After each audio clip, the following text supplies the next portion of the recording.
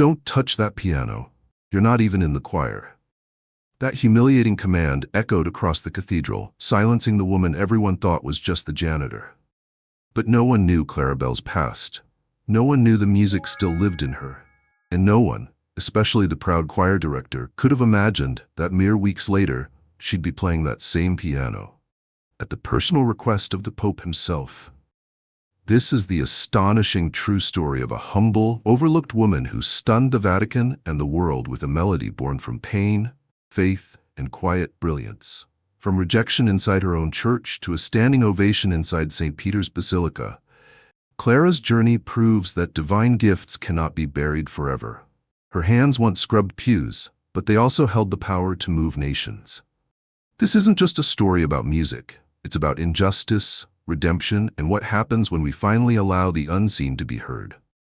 Now, before we dive deeper, please subscribe to our channel. We share powerful, meaningful stories like this every day.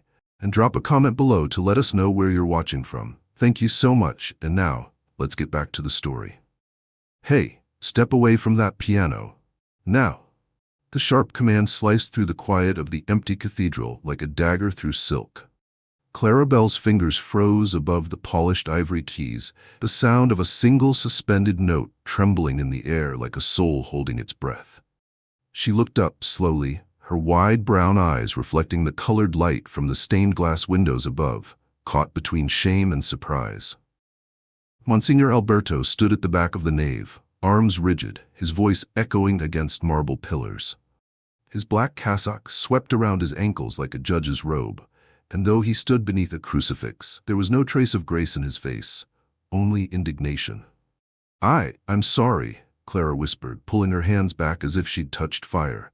"I didn't mean—" "You didn't mean to what, Miss Bell?" He spat as his fine leather shoes clicked aggressively against the stone aisle. "You didn't mean to play the sacred instrument reserved for trained musicians? For the Vatican choir?" Clara's voice died in her throat. She stood up, folding her hands in front of her apron, like a schoolgirl caught doodling in a hymn book. The piano, gleaming black with a gold-engraved Steinway & Sons emblem, seemed to shrink behind her, a throne mistaken for a bench. "I was just dusting the bench, Monsignor," she said, the truth bending in her mouth. It looked like it needed a wipe." "Then wipe. Don't play."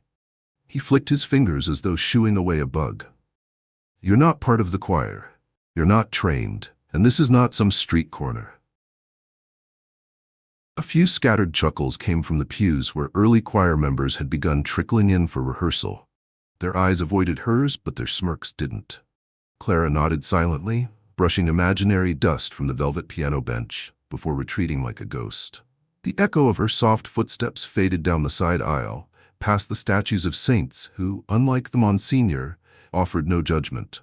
Outside the choir loft, the low hum of morning rehearsal began. Ritual, routine, immaculate. Clara moved quietly through the side hallway and disappeared behind a tall door marked Maintenance. She leaned her back against it for a moment, her eyes closed. Her chest rose and fell as she let the sting subside. No one knew her story. No one cared to ask. To them, she was just the cleaning lady who showed up early, left late, and whose hands smelled of lemon oil and kneeling pews. They didn't know about the scar on her wrist, hidden under her sleeve, or the framed photo in her closet of a child beside a piano who never made it to 13. They didn't know that music once ran through her blood like electricity, until everything stopped. In the sanctuary, Monsignor Alberto rehearsed with military precision. "Pope Francis arrives in 6 days," he reminded the choir sternly. "This is not just another mass. This will be live to the world, Vatican press, millions of viewers. Every note must be perfection." And yet, the irony? Their guest pianist from Rome had canceled just that morning. A last-minute injury, unfortunate yes, but not catastrophic, he insisted. He would find a replacement. He always did. Talent, after all, was plentiful in Rome, unlike dignity which seemed to vanish when Clara's fingers had brushed those ivory keys. Back in the shadows, Clara returned to her quiet rituals, sweeping, polishing, refilling candle trays. She hummed to herself under her breath. Hymns no one noticed, lullabies no one remembered. That evening, after the cathedral had emptied and the final candle had flickered into smoke, Clara remained. She often did. But tonight, something was different. She lingered at the piano again. Not to clean, not even to play, just to sit, to feel. The keys, though silent, beckoned her. Her fingers hovered once more. She didn't look around, she just let go. A melody trickled out, hesitant then fuller, richer. It wasn't classical, it wasn't even rehearsed. It was Clara's language, the only one that had ever made sense when the world didn't. Gospel laced with memory, a lullaby from her grandmother's porch, stained with the blues of her grief, and blooming with the promise of a hope she dared not speak aloud. She didn't see the figure standing just beyond the second row of pews. Bishop Francis Leclerc had come in quietly, a man of few words but deep listening. He wasn't one for drama or confrontation, but what he heard stopped him cold. He didn't recognize the song, but he knew the feeling. That ache, that longing, that depth of spirit wrapped in every note.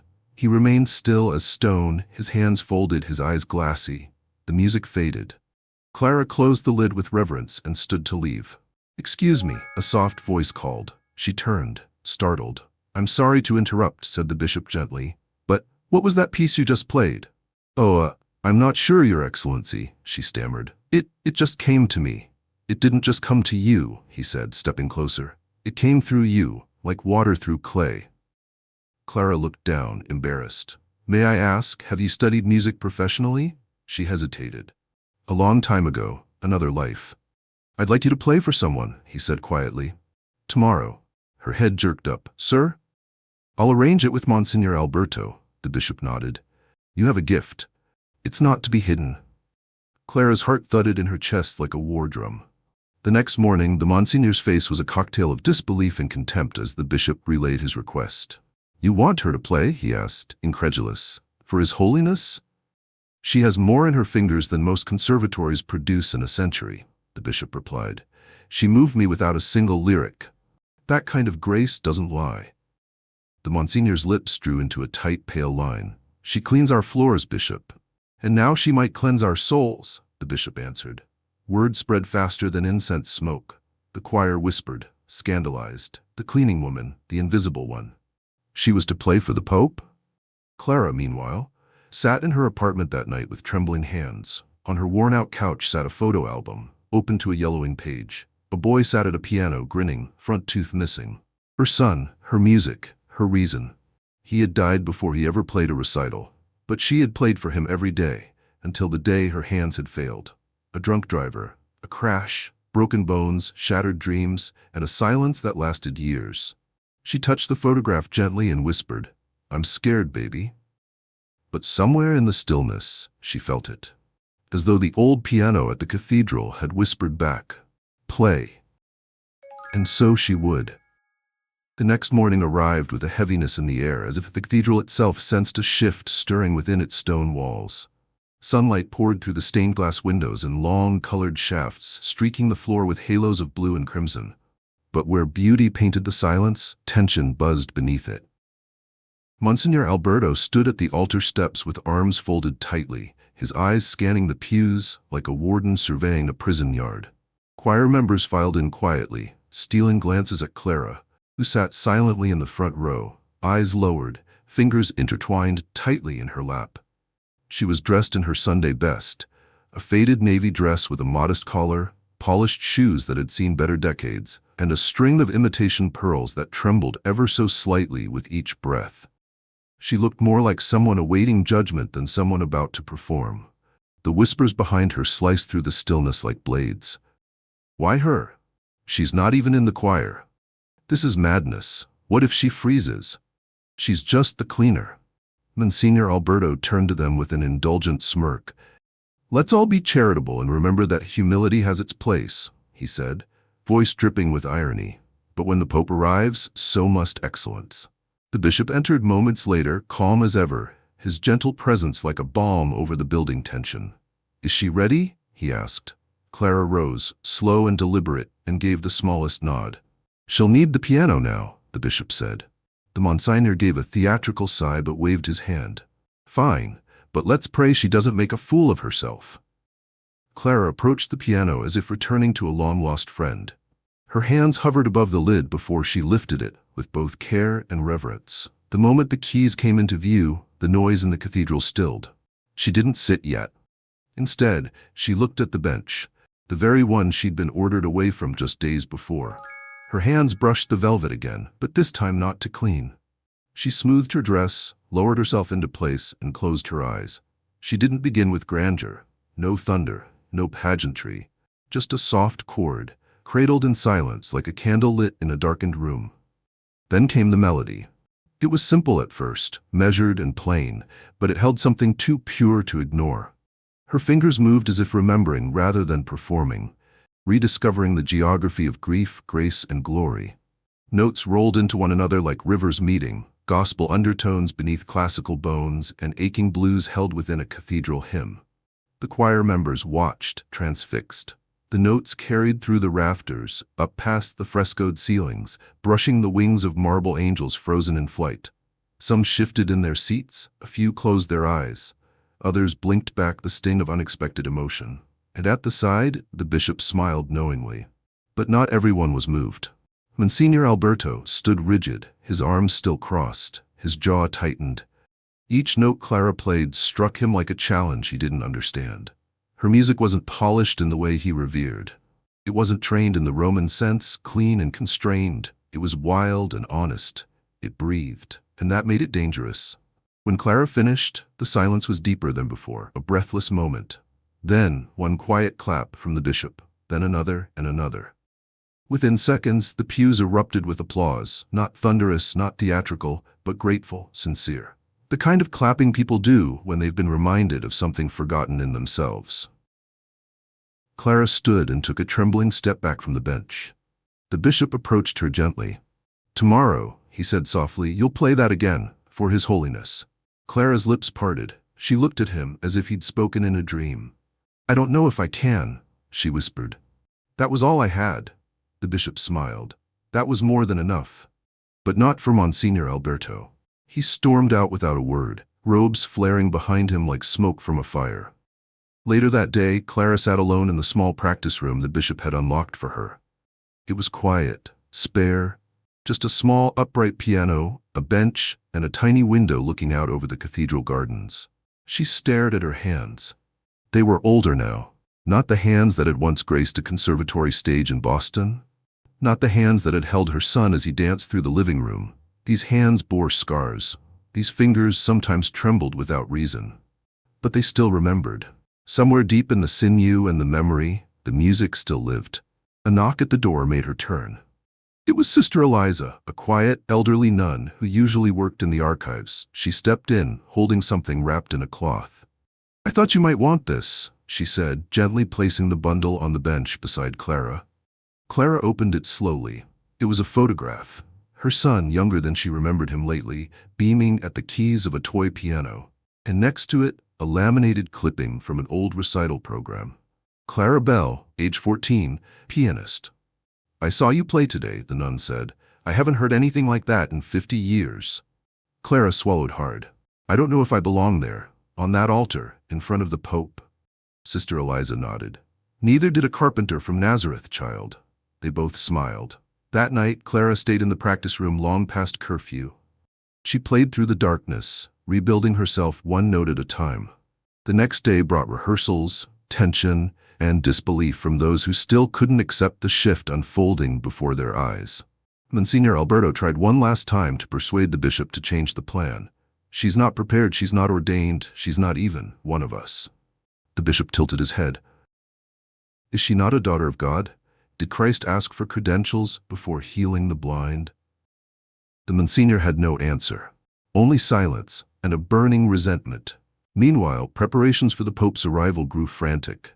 Red carpets were unrolled, security swept the grounds, news cameras were stationed discreetly in the balcony. The cathedral gleamed brighter than ever before. But none of it touched Clara. She sat quietly in the shadows, not seeking attention, not craving validation. She didn't rehearse with bravado, she simply prepared, humbly, privately, like a woman praying with her hands instead of words. And then, the morning came. The bells rang louder that day. The world, it seemed, was watching. And Clara Bell, the woman once dismissed, once silenced, once ordered to step away from the piano, would soon step into the light. A low wind rustled through the olive trees outside as the morning sun cast golden stripes across the cathedral floor. Inside, the air was reverent, heavy with anticipation, as if the very stones were holding their breath. The Vatican flags fluttered above the entrance, and every polished tile glimmered like a mirror, reflecting a day long prophesied but never imagined quite like this. The moment had arrived. The cathedral was not only filled, it overflowed. People stood shoulder to shoulder, pressed into the marble walls, necks craning toward the altar. The choir, adorned in cream robes embroidered with gold thread, waited in poised silence. Cameramen with long lenses perched like birds in the rafters. Global media outlets beamed the occasion into millions of homes. But within that grandeur, behind all the spectacle, a quieter miracle was preparing to unfold. She stood behind the curtain off the side aisle, palms sweating, heart pounding in her chest like a second drumbeat. Clara Bell had barely slept. Her dreams had been fractured, haunted by flickers of old recital halls and a phantom pain in her hand that no longer existed. Her scar, now faded and pale, seemed to pulse under the surface. But it wasn't the pain that made her tremble. It was the weight of the moment. She looked down at her dress, newly gifted by the nuns, a soft cream fabric with delicate lace at the collar, and shoes polished so clean she could see her reflection. On her wrist, tied with a thin thread of velvet, hung a charm, a single gold note, the kind her son used to doodle in the margins of his music books. It had been his. She had kept it all these years, waiting. Now it was time. A rustle, a whisper, then footsteps approaching. It was Bishop Leclerc. He didn't speak right away. He simply looked at her, his eyes gentle but alive with unspoken urgency. "It's time," he said, his voice no louder than a prayer. Clara took a breath, and another. She stepped forward. The aisle felt infinite. The crowd turned as she emerged, not as the cleaner they'd once ignored, but as someone altogether different. Heads tilted, eyebrows raised. One man whispered, "Isn't that the janitor?" Another muttered, "Where's the real pianist?" But she heard none of it. All she could hear was the echo of her own breath and the quiet click of her heels against the sacred floor. She approached the Steinway. It stood like a black ship in the center of the altar, a gleaming leviathan, waiting. She took her place at the bench, spine straight, hands gently resting on her knees. Directly across from her, Pope Francis sat in silence. His expression was unreadable, curious perhaps, but not unkind. He leaned forward slightly, his fingers steepled beneath his chin. Clara bowed her head, and then with one final breath she opened the lid. The first note did not shout, it did not declare. It wept. A C minor chord trembling stretched across the air like the sigh of a soul set free. Then came a second chord, and a third, building like footsteps through a memory. Clara's fingers danced slowly, deliberately, drawing from the keys not a song, but a story. It was the story of a little girl in a dusty living room, pressing broken keys as her mother hummed in the kitchen. It was the story of a teenager, bold and brilliant, who once played for city mayors and governors, full of dreams she hadn't yet learned could be stolen. It was the story of a woman in a hospital bed, told her hands would never be the same. And yet, here she was. As the music swelled, her body leaned into the melody. She played with no sheet music, no accompaniment, no conductor. Just instinct, just soul. She built bridges between Bach and blues, letting sacred harmonies blend with African-American spirituals, tracing notes that hadn't been written but had been lived. Her chords spoke of resilience. Her melody wept for injustice. Her hands, gnarled and strong, told the truth of what it meant to be broken and still choose beauty. The choir director sat in his designated seat, shoulders rigid, hands clenched. Monsignor Alberto had expected nerves, stumbling, mediocrity. Instead, he was witnessing something he had no name for, something that made his own curated perfection feel lifeless in comparison. The congregation, spellbound, listened with hands clasped tightly over hearts. A child began to cry softly. Then halfway through the piece, Clara did something unexpected. She paused, just for a breath. Then she changed key, modulated upward, and began to improvise. It was as if the heavens opened. The cathedral itself became an instrument, resonating with her. The marble pulsed with rhythm. The stained glass windows glowed brighter, filtering light through Clara's hair like a halo. Even the doves perched in the upper arches seemed to go still. She reached the final sequence, a rising scale. 1, then 2. then a cascade of harmonies so full they almost hurt to hear. And then, silence. The final note hung in the air like a benediction, like the last petal of a rose falling onto still water. Clara remained frozen, her hands hovering above the keys, her chest rising and falling. No one moved. And then Pope Francis stood. He crossed himself, then walked, slowly but deliberately, toward the piano. Clara stood, unsure, her body trembling all over again. The Pope approached her with a softness that seemed to slow time. He looked not at her hands, but into her eyes. "Where did you learn to play like that?" he asked gently, in English, though his accent still laced each word. Clara swallowed, her lips parted. "From pain, Your Holiness, and from God." He nodded, tears glinting just at the corner of his eyes. Then he took both of her hands in his, raised them slightly, and kissed them. The cathedral erupted, but not in noise, in tears, in awe, in reverence. The moment did not need applause, it needed stillness. It needed to be remembered in silence, the way a holy thing is carried gently, breathlessly, like something too sacred to disturb. And for the first time in decades, Clara Bell didn't feel like a ghost. She felt seen. For a long moment after the music faded and the Pope kissed Clara's hands, time itself seemed to kneel. No one dared move. Not the bishops in their gleaming vestments, not the cameramen holding their breath behind glass lenses, not even the choir that had practiced for weeks with such rigid precision. It was as if something ancient and unseen had passed through the room, a spirit, a sorrow, a sanctity. Even the incense hanging in the rafters seemed to drift slower, as though it too had been stilled by her psalm. Then, gently, the Pope turned to face the congregation. His face was soft, illuminated by a calm so profound it transcended words. He raised one hand. "She has reminded us," he said, "of what it means to pray without speaking, to worship not with the mouth, but with the soul." He turned back to Clara, his eyes moist, his voice barely above a whisper. "You have played what Scripture cannot hold." Clara tried to respond, but her lips wouldn't move. Her body trembled beneath the tide of emotion surging inside her. All she could manage was a small, reverent bow, not of performance, but of gratitude, deep, holy gratitude. The choir director, Monsignor Alberto, sat stone-faced in his chair, unable to rise. Applause had begun to stir around him, slow at first, scattered, but growing, real, not obligatory, not rehearsed, the kind that rose from the gut and stretched from pew to pew like wildfire. But he could not bring himself to clap, not even once. He felt as though the altar had been hijacked, the spotlight stolen. He had orchestrated this day for years, coordinated vestments, rehearsed with Vatican choir masters, ensured every camera angle served perfection. And yet, the moment that the world would remember was not his. It belonged to a woman whose name he hadn't bothered to learn. Outside, the cathedral bells rang again, more jubilant than before. Clara was led from the altar with quiet dignity. 2 altar boys escorted her down the same aisle she had walked that morning, only now eyes didn't judge her. They followed her, watched her, revered her. Someone whispered her name, Clara Bell, the woman who made the Pope weep. In the sacristy behind the altar, nuns waited with towels and water, expecting a flustered performer, someone overwhelmed by the spotlight. But when Clara entered, she was not shaken. She was quiet, whole, as if something broken in her had been knit together by invisible hands.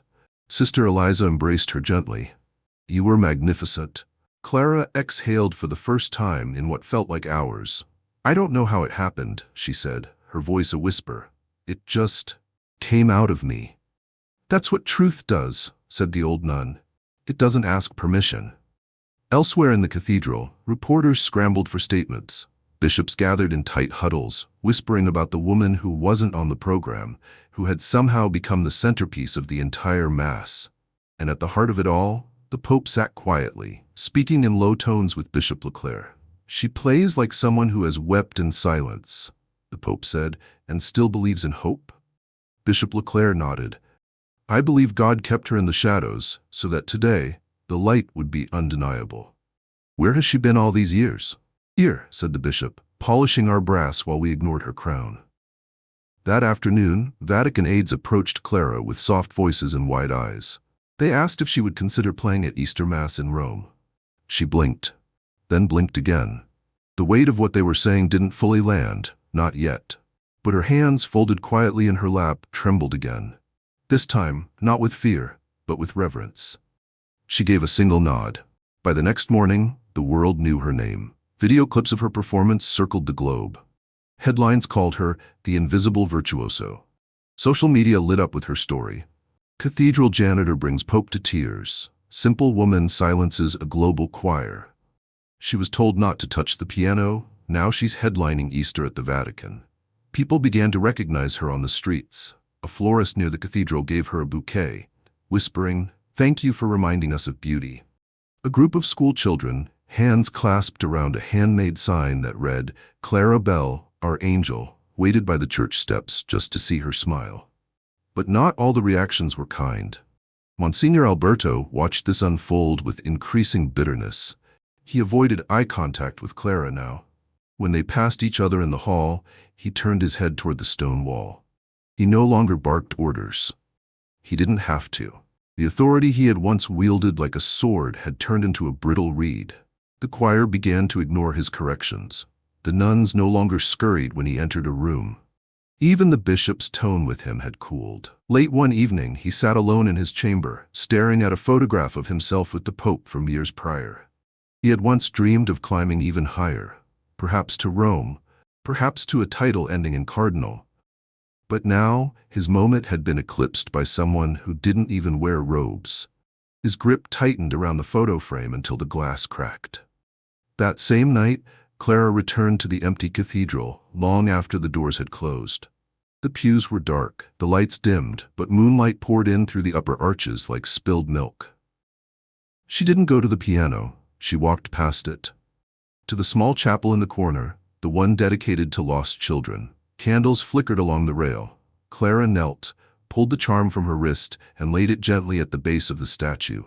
"I did it, baby," she whispered. "We did it." Tears streamed down her face, but they were not heavy tears. They were light, cleansing. A quiet joy mingled with release. Behind her, the great cathedral stood silent and still. But the silence was no longer empty. It was full. The kind of silence that comes after a storm when the world feels washed clean. And in that sacred stillness, Clara Bell, once dismissed, once ridiculed, once told she had no place at the piano, was finally seen not as a shadow, not as a servant, but as what she had always been. A vessel of divine music, a living hymn. A woman who reminded the world what it meant to play, not for glory, not for applause, but simply and purely for God. The rain fell gently on the tiled roofs of the cathedral town the following morning, each drop a muted note in the soft hush of dawn. There was a kind of quiet reverence in the air, not the silence of emptiness, but the silence of something deeply understood, something sacred. Inside her modest apartment just 2 blocks from the cathedral, Clara Bell sat at the edge of her small kitchen table, holding a letter in both hands. The wax seal was already broken, the parchment inside unfolded, but she hadn't yet found the courage to read it a second time. It bore the papal seal, Vatican City etched in gold leaf, and the words had felt like thunder in her chest when she first read them. She was invited to Rome, not merely as a guest, not merely as a footnote. She was being asked to open the Vatican's Easter Mass with an original composition, her own music, her story, her soul. The letter had been delivered the previous night, hand-carried by a quiet emissary who had bowed respectfully before placing it in her hands. She had thanked him in a daze, then closed the door and stood there for what felt like a century, staring at the envelope. Now she sat still, the letter spread open on the table like wings, trembling slightly in the breeze coming from the cracked window. On the windowsill, a small potted lily leaned toward the morning light. It had been a gift from Sister Eliza 2 springs ago, a fragile thing that Clara had almost let die after forgetting to water it. But somehow, after that dark winter, it had bloomed again.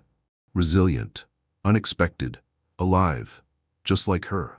Her phone buzzed softly beside the letter, snapping her back to the moment.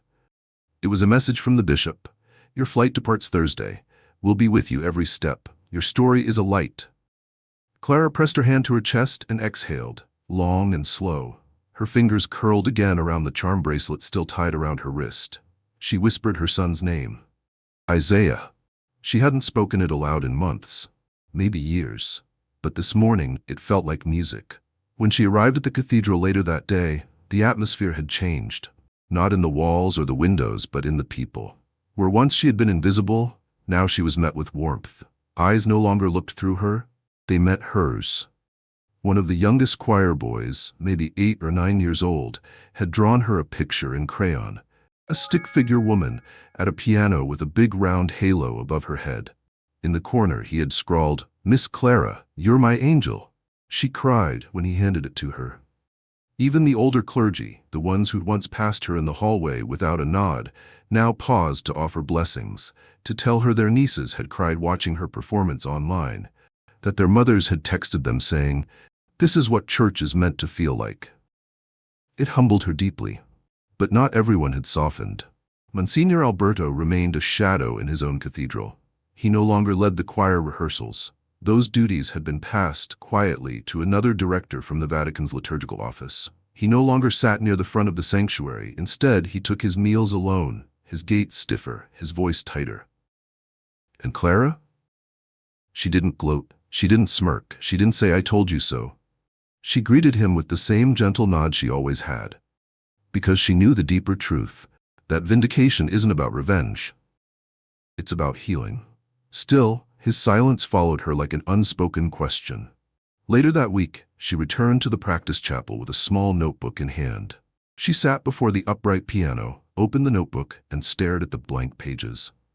The Vatican had asked for an original piece, something from her own heart, and for a moment, the weight of that felt like too much.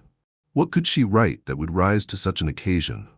What melody could carry not just her story, but the hope of every unseen, unheard, undervalued soul watching her now? She closed her eyes, and instead of asking her mind to compose, she asked her memory.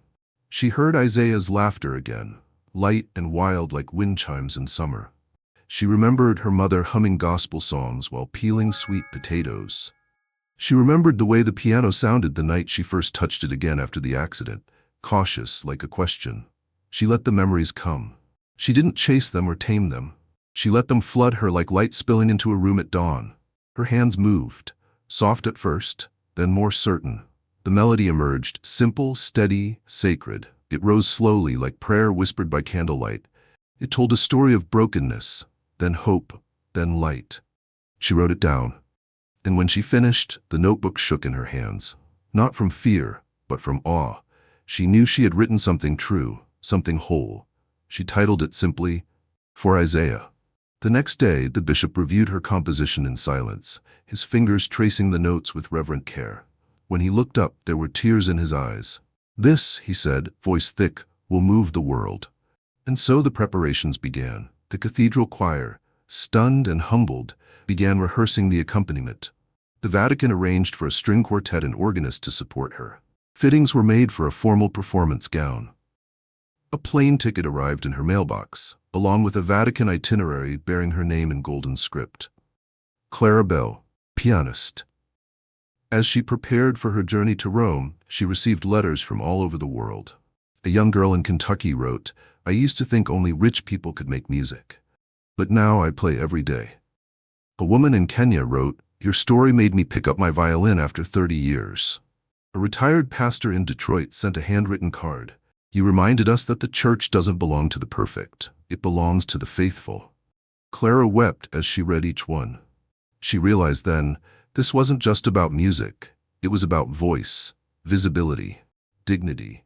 She was no longer playing for applause. She was playing for every person who had ever been told they didn't belong. On her last day in the town before her flight, she walked the long way home, past the old train station, past the brick wall where her son used to draw chalk angels. She stopped, pulled a piece of white chalk from her coat pocket, and on the corner of the wall, she drew one more.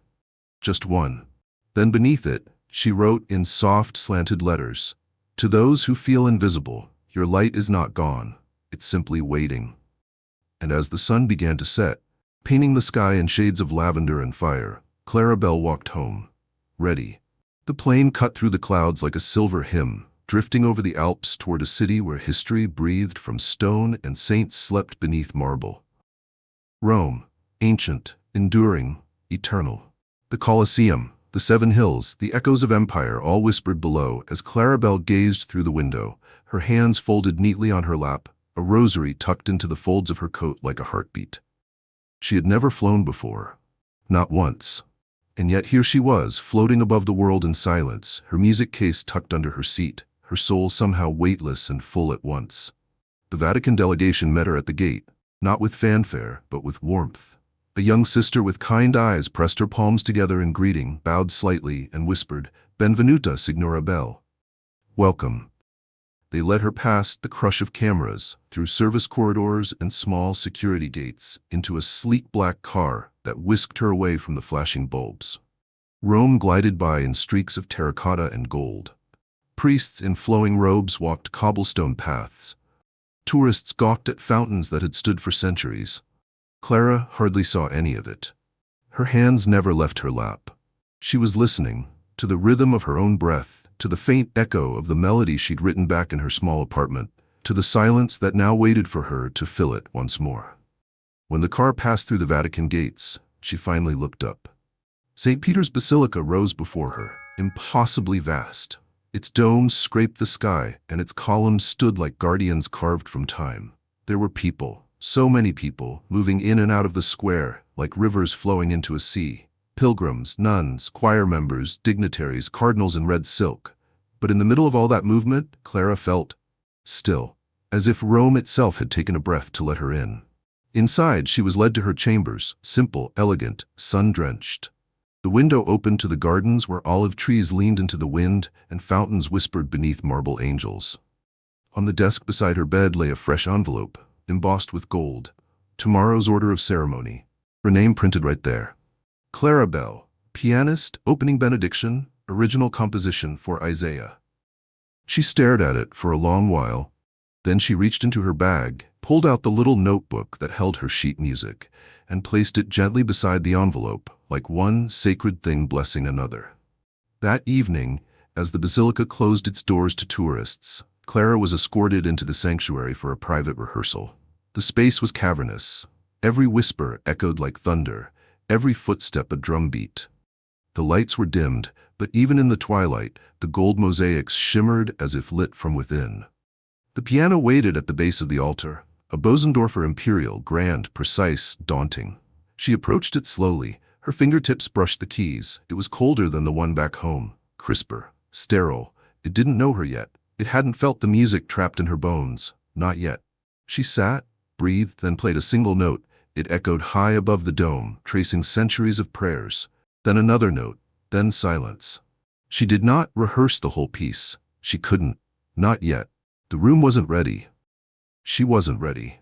Some music needed an audience to come alive. The next morning arrived like prophecy. Golden morning light spilled into her room, birdsongs threading through the open shutters. Nuns came to help her dress. Her gown was simple, cream floor length, with delicate gold embroidery like vines twining up the sleeves. On her wrist, the charm stayed tied, quietly gleaming. They asked if she wanted makeup. She declined. They asked if she wanted help with her hair. She smiled softly and said, "No, thank you." She didn't need to look like a queen. She only needed to look like herself. At the basilica, the energy shifted from reverence to electricity. Security teams moved like clockwork. The square outside filled with tens of thousands. Inside, bishops from every continent took their seats. The Swiss Guard stood in full regalia, cameras mounted from every angle. Choirs whispered in hushed rehearsals. Reporters murmured into microphones in 6 languages. And then, Pope Francis entered. The room rose. His presence was not thunderous. It was calm, like rain after a long drought. He smiled gently at those he passed, pausing to bless a child in a wheelchair near the front row. He made his way to his seat, then looked across the altar, right at Clara. She bowed. He nodded once and smiled. A cardinal stepped forward to begin the service. Then the words everyone had waited for. "Before we begin this holy celebration, we offer a prayer and music, a benediction of humility and hope, composed and performed by Clara Bell." The cameras turned, the lights dimmed, the air held still, and Clara rose. She walked to the piano like a woman walking toward memory, toward healing, toward resurrection. The audience barely breathed. She sat, rested her fingers on the keys, closed her eyes, and began. The first note rang out, not loud, but clear, like a single candle lit in a cathedral after dusk. Then another. then a thread of melody so fragile it might have broken if not for the silence that caught it. Her composition began in mourning. The low notes curled beneath higher harmonies, telling a story of loss, of brokenness, of long nights spent asking if anyone still saw her. Then, gently it climbed. Chord by chord, the song rose like a prayer whispered into a storm. She weaved into it the lullabies she used to sing to Isaiah. She folded in the sorrow of hospital rooms, the weight of solitude, the agony of walking past pianos for years without daring to touch them. And yet, beneath it all, there was a pulse of light, of defiance, of grace. Halfway through, the music shifted. A modulation, a change of key. She let gospel take over, layered into cathedral formality, a holy rebellion that made even the marble saints seem to lean closer. The string quartet entered behind her, their notes dancing around hers like wind around a flame. The organ followed, soft and reverent. The choir began to hum, just breath at first, then harmony. By the time Clara reached the crescendo, the entire basilica felt like it was holding the very breath of God. And then, quiet. The final note echoed, then silence. She lifted her hands slowly, gently resting them in her lap, and the world was still. Pope Francis stood. He did not speak. He walked directly to her, his robes trailing behind him, a single tear visible on his cheek. He took her hand, kissed it once more, and this time he whispered only 2 words, "Thank you." No applause erupted. Not yet. It was too sacred for that. Instead, the world knelt. The choir, the cardinals, the children in the front pew, and across the sea of people, one by one, they bowed their heads, not in obedience, but in awe. Clara Bell closed her eyes, and for the first time in her life, she didn't feel like she was on the outside looking in. She was home. The bell of St. Peter's tolled like a heart in the clouds, slow and solemn and impossibly loud. Its final chime echoed out across the rooftops of Rome, through winding alleys and sunlit piazzas, into the hearts of pilgrims still kneeling in the square. And within the sacred hush of the basilica, the last note of Clara Bell's benediction still hovered, long after her fingers had left the keys. She sat motionless at the piano, hands folded, head bowed. The silence did not demand applause. It asked for reverence. It was the kind of silence that followed something holy, something so full of truth that to speak too quickly would shatter it. The Pope had taken her hand and whispered, "Thank you." And now he turned to the thousands gathered and raised his eyes to the heavens before speaking a benediction of his own. Not in Latin, not in scripture, but in the language of gratitude. "She has reminded us," he said, "that beauty is not born from titles but from truth. That sometimes the voice of God does not come from the pulpit, but from the quiet soul who was told to stay silent. Let us never again mistake humility for insignificance." Clara closed her eyes. She felt it wash over her. Not pride, not glory, but a stillness deep in her bones, the kind that only comes when a long-buried seed finally sees sunlight. Behind her, the choir rose to begin the official mass. She quietly slipped away from the piano, disappearing into the shadows as easily as she had once moved through mop buckets and polish rags. But now, every step she took echoed differently, no longer unseen, no longer uninvited. A member of the Swiss Guard opened a side gate for her, offering a respectful bow as she passed. She nodded in return, her eyes misted but steady. A few cardinals, waiting in the wings, paused to watch her go, not with skepticism, but with awe. They had witnessed something rare that morning, not merely performance, but transformation. Not spectacle, but revelation. Outside, the sky was a soft, forgiving blue, and Rome glowed like gold, warmed by memory. A light breeze tugged at the hem of her gown as Clara stepped into the Vatican gardens, seeking a moment alone. She found a stone bench beneath a towering olive tree and sat, her hands resting in her lap. For the first time since the performance, she let herself breathe freely. It was done. She had poured out everything. Every note had come from a place deeper than music, from Isaiah, from silence, from years of being overlooked, spoken over, gently dismissed by polite society that believed holiness belonged only to those with robes and Latin tongues. Now, for the first time, she felt empty in the best way. A pair of soft footsteps broke her thoughts. She turned. It was Bishop Leclerc. No words were exchanged at first. He simply sat beside her, hands clasped loosely in his lap. They listened together to the birdsong, to the rustle of leaves, to the quiet ripples of the fountain nearby. After a while, he spoke. Do you know what the Pope told me this morning? Clara glanced at him, shaking her head softly. He said, that woman didn't play to impress heaven. She played to remember who she is. Clara looked back at the trees, blinking hard. I forgot for a while, she said. But I remember now. The bishop smiled. You reminded all of us. He reached into his coat and pulled out an envelope, smaller than the others she'd received, plain, unsealed.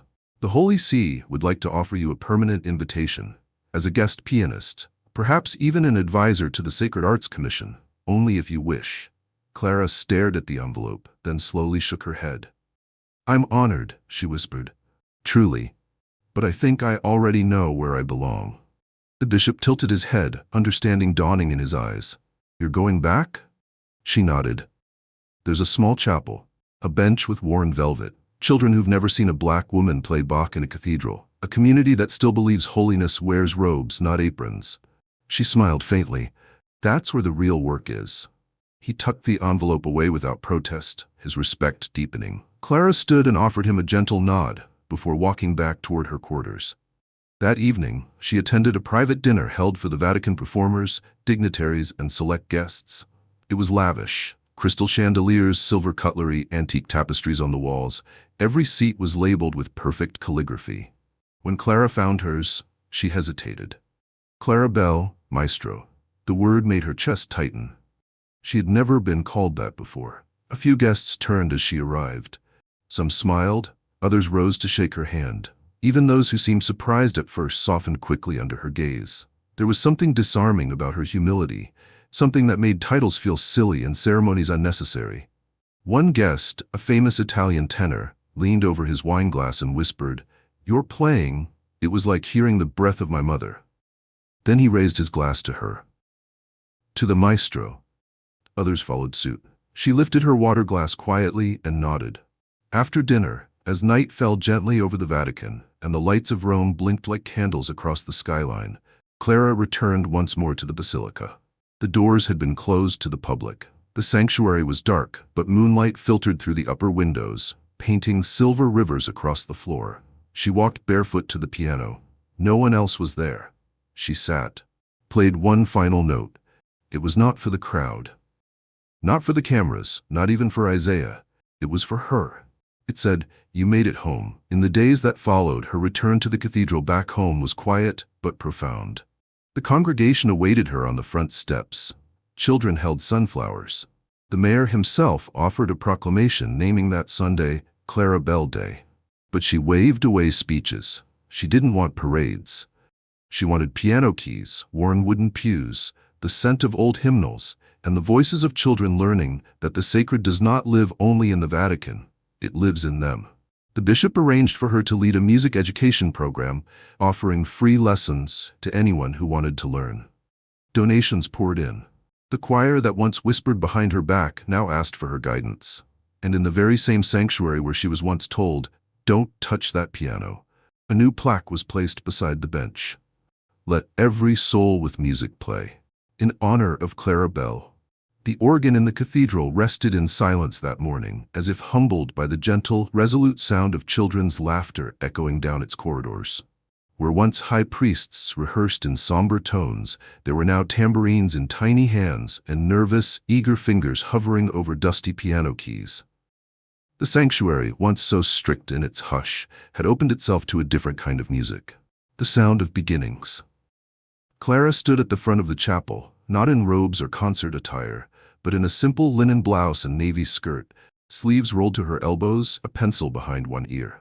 Around her were 9 children, diverse in every possible way. Black, white, Latino, Vietnamese, one girl who barely spoke, a boy with autism who wore headphones and rocked side to side, mouthing a silent tune no one else could hear. She knew the tune. She'd once lived in it. "All right," Clara said with a warm smile. "This piano may look old, but it still has something to say. Just like you. Now, who's ready to let it speak?" Timid hands rose. A boy named Miguel was the first to play. His fingers fumbled through Twinkle Twinkle, uncertain, clumsy. Clara didn't flinch. She placed her hand on his shoulder. "There's no such thing as wrong," she whispered. "There's only honest." When he finished, she clapped, and the other children followed. Miguel blushed red and sat back down, a fire kindled quietly behind his eyes. For the next hour, they played. Not perfectly, not in harmony, but with a joy that cracked open the rigid bones of the building.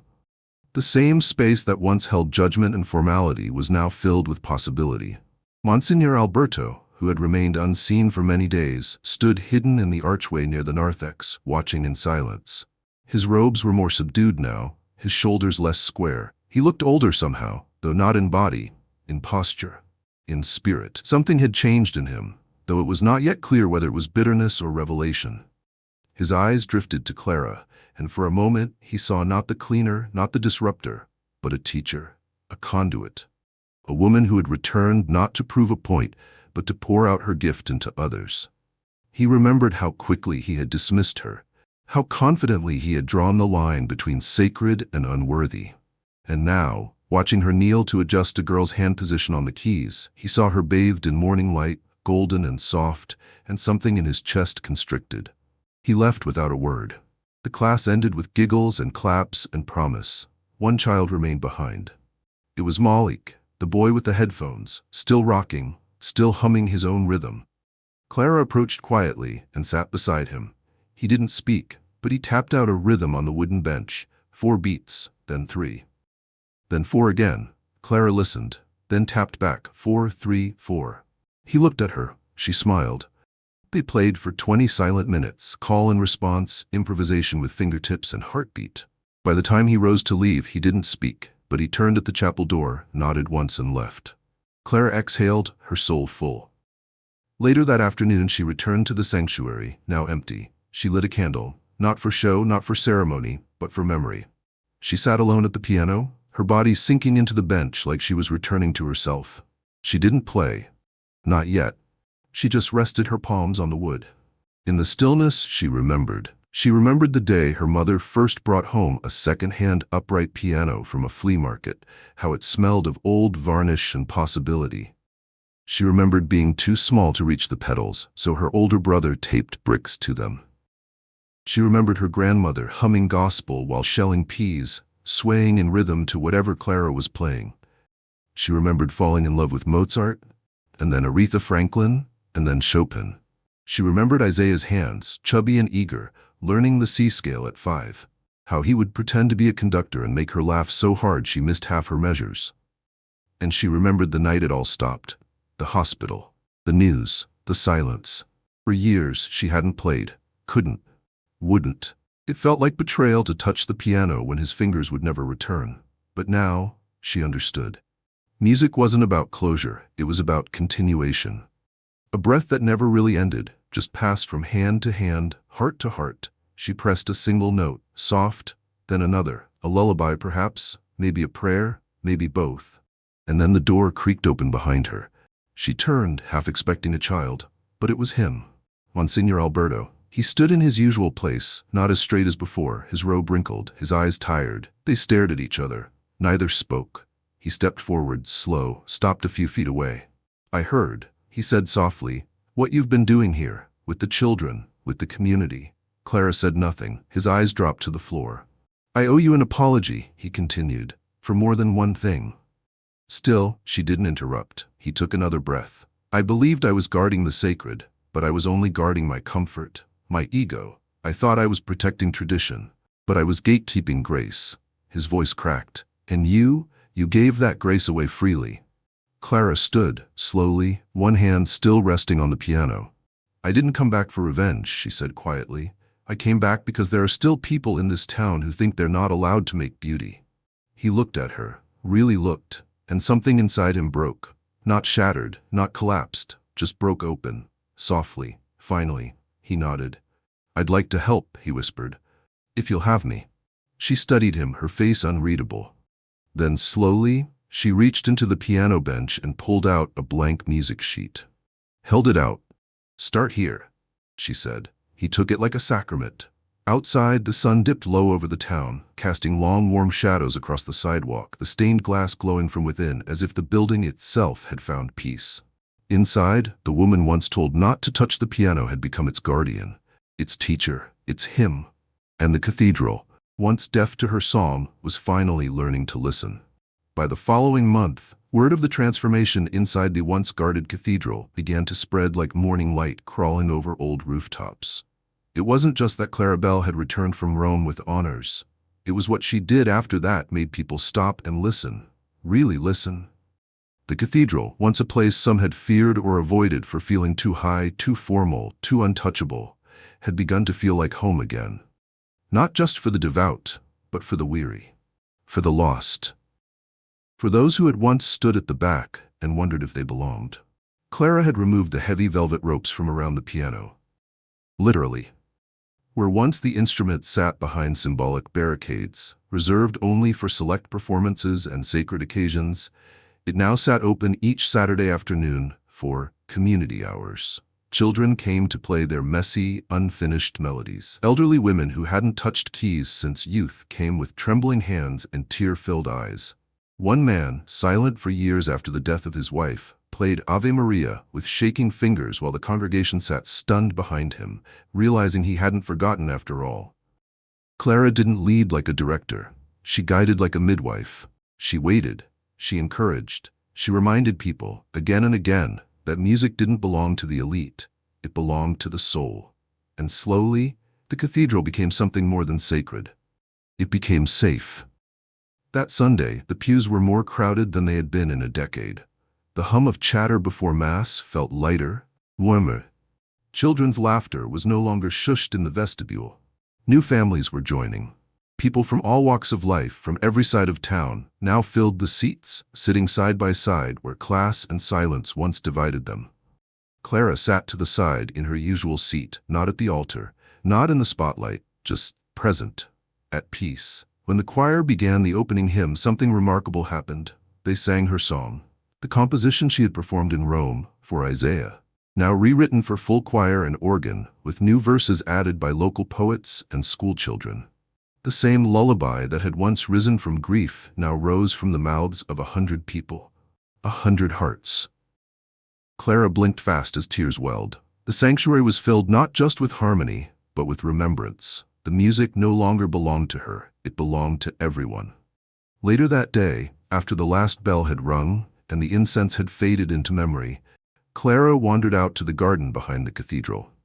It was a quiet place, mostly overgrown with ivy and little used, a place where old statues leaned slightly with time and nature tangled freely. She had always liked it. She brought with her a small brass plaque. She had paid for it herself. She knelt beneath a tall oak near the edge of the garden and gently pressed it into the soil at the base, adjusting the angle until it caught the light. It read, "In memory of Isaiah Bell, you were music before you ever played a note." She sat beside it, brushing her fingers along the roots, humming the melody he used to love. Behind her, soft footsteps approached. It was Monsignor Alberto, no longer robed, dressed plainly now in a white shirt and black slacks, sleeves rolled like any other man. He stood a moment without speaking, then slowly sat on the bench beside her. He looked at the plaque, then at her. "I've thought a lot about him," he said. She didn't reply. "Not yet. I used to believe God spoke only through structure, ceremony, Latin phrases I could barely translate myself. But when I saw you at that piano, I felt something I hadn't felt in years."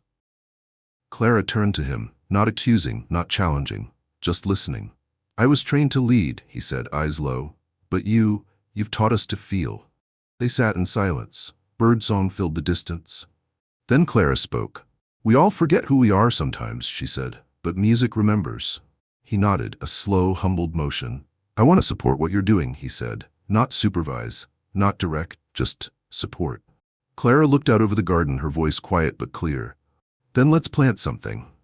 They began with the overgrown flower beds. That week, the children from her music class brought seed packets. Marigolds, lavender, forget-me-nots.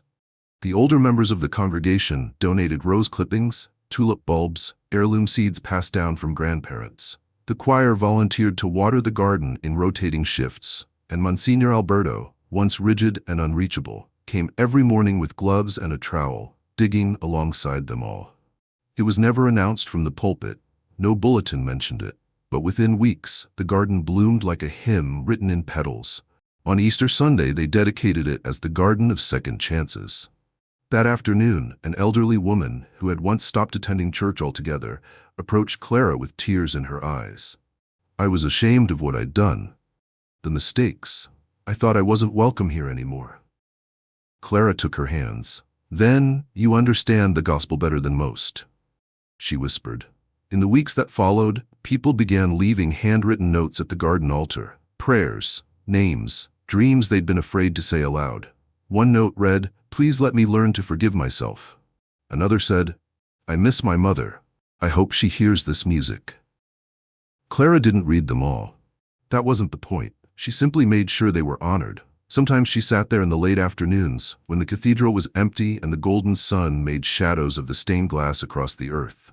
She'd play her quiet pieces, improvised, sacred, unseen. She never told anyone, but she liked to imagine Isaiah walking beside her as she did. One evening, long after sunset, she lit a single candle inside the chapel and sat at the piano with just the glow of flame to guide her. She played something new, not composed, not written down. Just a sound that had lived in her chest for a long, long time. It started soft, like breath. Then it rose, a lullaby not for the past, but for the future. For every child who had ever been told they were too simple. For every janitor who had music in their hands. For every woman whose story had been dismissed. And for a world that sometimes forgot the sacred lives in unexpected places. She didn't need applause. She didn't need Rome. She didn't need recognition. She just needed that moment, that music, that grace.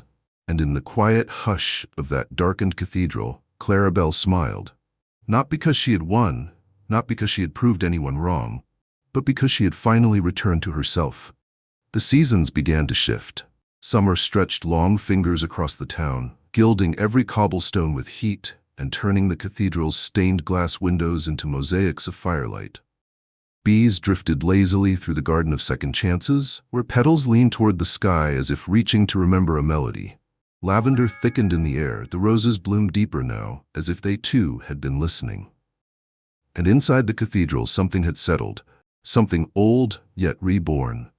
Clara Bell sat at the piano one Sunday afternoon, not for a recital or a rehearsal, but for a recording. The Vatican had requested it. They wanted a full version of For Isaiah, orchestrated with the voices of the community she had built. But Clara didn't want professionals. She didn't want polished perfection. She wanted Miguel, the boy who once trembled through Twinkle, Twinkle. She wanted Malik, the quiet boy with headphones who now played jazz scales with his eyes closed. She wanted the retired grandmother who'd taken up the flute again after 30 years of silence. She wanted the very people who had once believed they didn't belong in cathedrals. She sat at the piano while they arranged themselves behind her, all of them in mismatched clothes, different skin tones, different accents, different lives, but one voice. One song. She took a breath, let her hands settle, and began. The melody flowed like memory now, no longer tangled in grief. It moved like warm river water, touching every corner of the sanctuary. The children followed her with their sweet, imperfect harmonies. The flutist played like her lungs had just learned to live again. And Clara carried them all, like a ship carrying stars. It was no longer her song, it was theirs. When they finished, no one spoke for a moment. No one clapped. They just looked at one another, eyes shining, hearts full. The audio technician stepped from behind the booth, wiping his face. "I think," he said, "that's the one." The Pope later requested the recording be used in this year's Christmas Mass at the Vatican. But Clara didn't know that yet. She was already packing her music books to go home. Later that week, she stood in front of the very same cathedral where once she'd been told to step away from the piano. She now held a key to the front doors, not just as a staff member, but as a steward. As she unlocked the doors for Sunday Mass, two tourists stood outside admiring the architecture. One pointed and said, "This is the place, the church where the woman made the Pope cry." Clara smiled quietly, nodded politely, and held the door open for them. Inside, a new sign had been placed near the entrance, just below the great crucifix. It read, "Let every soul with music play." Dedicated to Clara Bell, who taught us to listen again. Clara didn't cry when she saw it. She just placed her hand gently on the wood and whispered, "Thank you." Then she turned, humming softly to herself as she lit candles at the altar, dusted pews, and watered the lilies near the window. Her work, in so many ways, had never changed. She was still a servant, still behind the scenes, still lighting lamps and sweeping corners. But now, the music followed her wherever she went. One morning, she received a letter from a young girl in Detroit. It was written in crooked handwriting and purple ink. "Dear Miss Clara, my mom said I should write you because I'm scared to play in the school concert. I think I'll mess up. But then we watched your video together, the one where you play for the Pope, and she said, she's just like us. So I practiced, and I'm gonna try. Thank you for being brave first." Clara placed the letter on her mantle beside Isaiah's photo. Then she sat down and began to write a new song. It came slowly, like morning light, and she titled it Try. Weeks passed, then months. The music program grew beyond anything the town had imagined. Other churches called, asking Clara for help starting their own classes.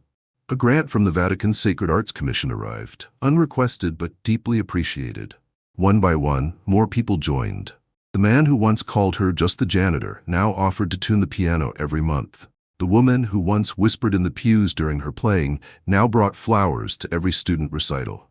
Monsignor Alberto, now simply Father Tomas, began writing homilies that opened with music, weaving Clara's story into sermons about humility, grace, and the hidden voices of the faithful. At the Easter Vigil, he stood before the full congregation and said, "Once I thought the holiest part of this church was the altar. But now I believe it is wherever a person, burdened by silence, finds the courage to sing." Clara sat in the back, hood up, head low. But she smiled. That night, after the candles were blown out and the crowd had gone home, she stayed behind. She walked the sanctuary once more. She paused in the aisle where she had once been laughed at. She touched the piano where she had once been scolded. And then she knelt before the statue of Mary, lit one last candle, and whispered, "Let me never forget where I started." In the silence that followed, she didn't need an answer. Because she was no longer asking. She was remembering.